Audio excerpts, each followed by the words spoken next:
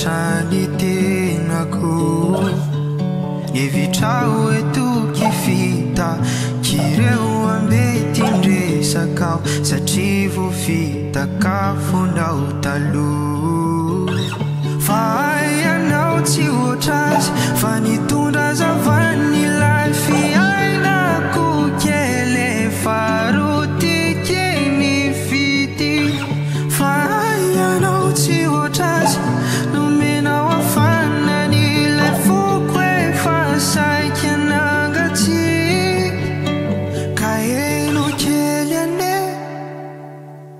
itirity